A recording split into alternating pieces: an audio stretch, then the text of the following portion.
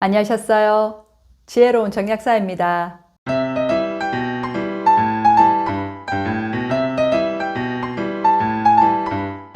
예전에는 탈모는 중년 이후 남성들의 고민거리였는데요. 최근에는 젊은 탈모인들이 늘어나고 있고요.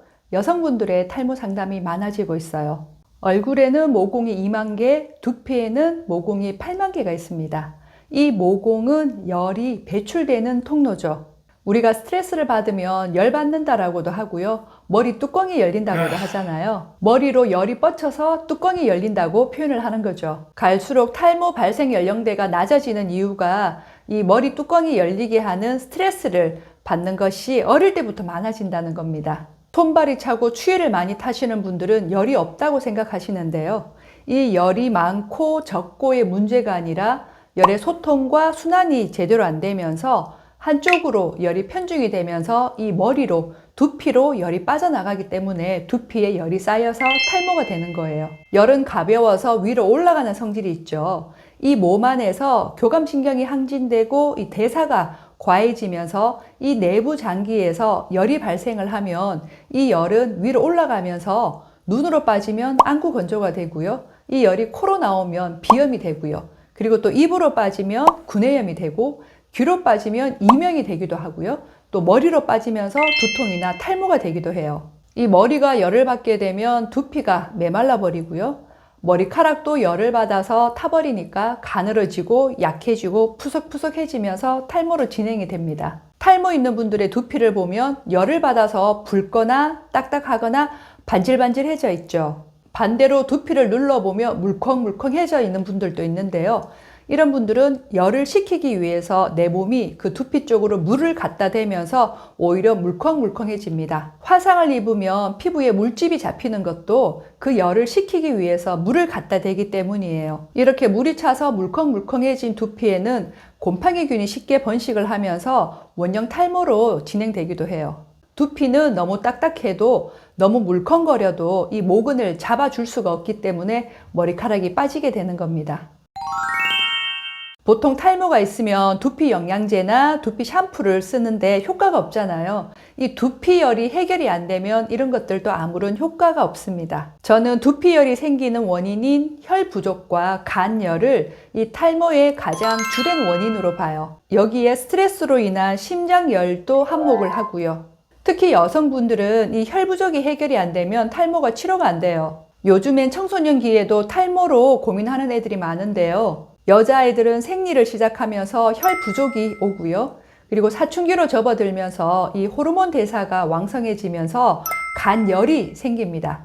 여기에 학업에 대한 스트레스 때문에 심장열까지 합쳐지면서 그 열들이 머리 위로 올라가면서 탈모가 되는 거죠.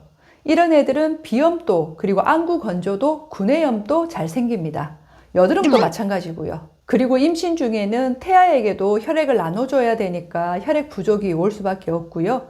그리고 출산하고 나서는 출혈을 많이 하기 때문에 또 혈액이 부족해지죠. 그리고 여성분들이 갱년기가 되면서 이 탈모가 급격하게 진행이 되죠. 40대 중반이 넘어가면 이 혈액과 호르몬이 메말라 버리면서 이 열이 위로 많이 뜹니다. 그래서 두피열로 쌓이면서 탈모로 진행이 돼요. 이렇듯 여성 탈모의 공통점은 모두 혈액이 메말라 버린 경우예요. 열로 인해 혈액이 메말라 버리면 두피로 혈액순환이 잘 안 되면서 산소나 영양이 부족하게 되니까 모근이 약해지고요. 그리고 또 모발에 영양 공급이 안 되니까 푸석푸석해지고 가늘어지면서 머리카락이 빠져버려요. 보통 탈모가 오기 전에 두피가 가렵고 뾰루지도 잘 생기고 지루성 두피염으로 있다가 탈모로 진행되는 경우가 많죠. 염증은 결국 열이 모여서 생기는 거기 때문에 이런 증상들이 있을 때 바로 두피열을 잘 관리해주면 탈모로 진행되는 것을 막을 수가 있어요.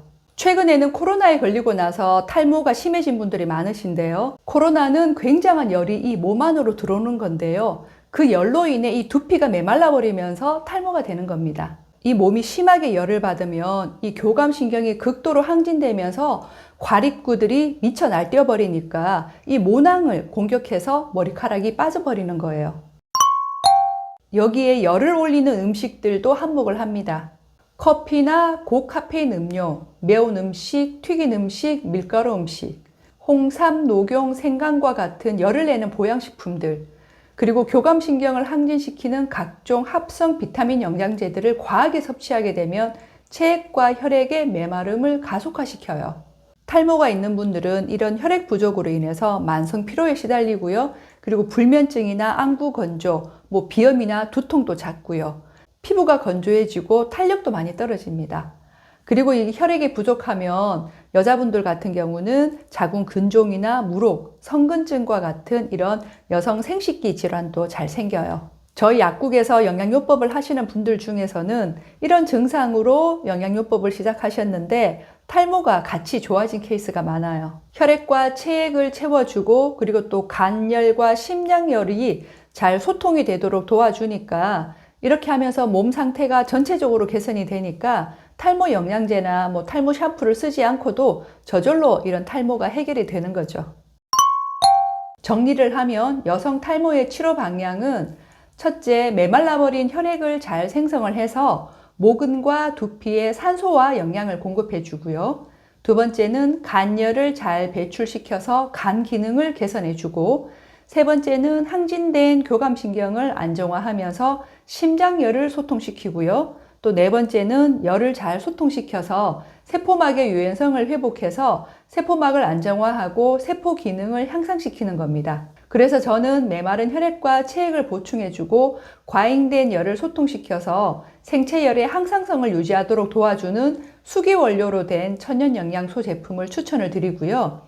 여기에 두피열을 식혀주면서 모근과 두피 건강에 좋은 트리트먼트를 같이 쓰시면 더 빠른 효과가 있어요. 이런 영양요법은 각 개인의 건강 상태마다 추천드리는 제품들이 다 달라요. 그래서 상담을 통해서 본인에게 맞는 제품을 추천받으시고요. 시중에 탈모에 좋다는 영양제나 탈모 샴푸는 넘쳐나죠. 하지만 이런 제품을 쓰셔도 효과를 못 보는 이유가 바로 이 탈모가 생기는 근본 원인을 다스려주지 않기 때문입니다.